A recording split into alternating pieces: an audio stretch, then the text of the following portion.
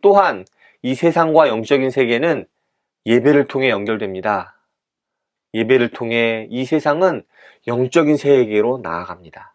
생각하는 신앙 우러나는 복음 믿음 향기. 안녕하세요. 믿음향기 채널에 오신 것을 환영합니다. 저는 이신영입니다. 예수천당, 불신지옥 많이 들어본 이야기죠. 사람마다 이 문구에 대해 호불호가 갈리긴 하겠지만 기독교를 대표하는 문구로 많이 알려져 있습니다. 이 문구를 보면 천당과 지옥을 이렇게 대비시키고 있는데요. 과연 천당에 대해 우리는 어떻게 알고 있을까요? 구원받은 사람이 죽어서 가는 아주 좋은 곳이라고 알고 있는 경우가 대부분일 것 같은데요. 과연 성경에서 천당, 그러니까 하늘나라에 대해 어떻게 이야기하고 있을까요?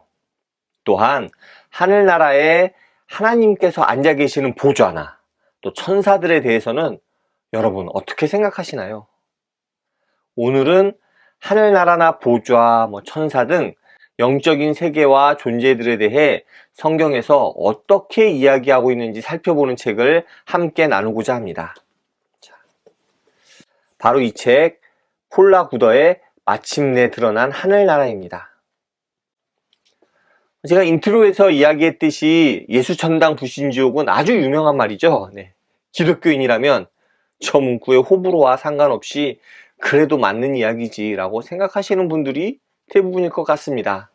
그런데 정말 저 이야기가 성경에 나오는 이야기일까요? 성경에서 정말 천당과 지옥을 명확하게 이야기하고 있을까요? 그런 부분들을 성경과 외경 또 위경 등을 통해서 꼼꼼하게 살펴봅니다. 목차를 한번 이렇게 살펴보면 하늘과 땅, 또 하늘 보좌, 그룹, 스랍 등 하늘의 생물들, 또 천사, 하늘에 올라감, 삶과 죽음, 부활 등을 이야기하고 있음을 알 수 있습니다. 하늘나라를 넘어서 하나님의 보좌가 성경에 어떻게 이야기되었는지 살펴보는 것은 참 흥미로웠습니다. 또한 그룹이나 스랍이 어떤 의미인지 살펴보는 것도 재밌더라고요. 기독교인이라면 가브리엘은 잘 알지만 그 외의 천사들의 이름은 보통 잘 모르잖아요. 그런데 이 책에서 다른 천사들의 이름, 예를 들어 우리엘, 미카엘 등이 성경에 어떻게 나오는지, 또 대천사나 천사장 같은 천사의 계급이 성경에 어떻게 어디서 나오게 되었는지 설명해 주는데 이 부분도 참 흥미로웠습니다. 사실 이런 천사의 계급은 다른 장르 소설이나 영화 같은 데서도 종종 나오는데 실제로 기독교에서 어떻게 이야기하고 있는지 정리를 해주니까 참 재밌더라고요. 그리고 기독교적인지 잘 모르겠지만 왠지 있으면 좋을 것 같은 수호천사 이야기도 합니다. 이 책을 읽기 전엔 정말 몰랐는데 성경에도 수호천사가 나오더라고요. 앞에서 잠깐 제가 얘기했던 우리엘이 이스라엘의 수호천사라고 합니다. 웹툰 가도하에 나오는 1000개의 주인이 아니고 말이죠. 어쨌든 수호천사도 성경적이라는 거죠. 그리고 바울이 올라가 봤다라고 하는 삼중천에 대한 이야기라던가 또 죽음 후의 세계에 대한 이야기는 우리의 호기심을 자극하기에 딱인 주제죠. 이 책에서는 이렇게 흥미로운 이야기를 성경에 근거해서 이야기해 줍니다. 그런데 잘 생각해 보세요. 성경에서 이런 이야기가 나오는 부분이 그렇게 많지 않은 것 같지 않나요? 그래서 우리가 잘 모르는 거죠. 그러다 보니까 이 책에서는 외경이나 위경도 함께 이야기할 때가 종종 있습니다. 에녹서 같은 게 정말 자주 나오더라고요. 에녹서는 대부분의 교단에서는 성경으로 인정하지 않지만 종교의 종파 중 일부 종파에서는 이 에녹서를 성경으로 인정하는 종파도 있다고 하더라고요. 에녹은 성경에서 죽지 않고 하늘로 올라간 아주 극소수의 사람 중 한 명이니까 아무래도 에녹서는 하늘나라에 대한 이야기가 많이 나오고 그러다 보니까 이 책에서 많이 이야기하게 된 거겠죠. 평소에는 일반인이 거의 접하기 힘든 미경의 이야기도 이렇게 단편적으로나마 엿볼 수 있는 것, 이런 게 또 하나의 재미가 되는 것 같습니다. 몇몇 분들은 좀 위험하지 않나? 하는 생각도 하실 수 있겠지만 제 생각에는 그렇게 위험할 정도로 자세하게 나오지는 않는 것 같습니다. 천사나 하늘나라에 대한 묘사 같은 것만 살짝 언급하는 수준에서 그치니까요. 어쨌든 이런 이야기를 통해서 하늘나라나 영적인 존재들을 살펴보는 것은 상당히 흥미롭고 재밌습니다. 그런데 이런 이야기가 단순히 흥미를 가져오는 데서 멈추면 그 의미가 많이 약하겠죠? 그럼 이런 하늘나라나 영적인 존재를 통해서 우리는 무엇을 생각해 볼 수 있을까요?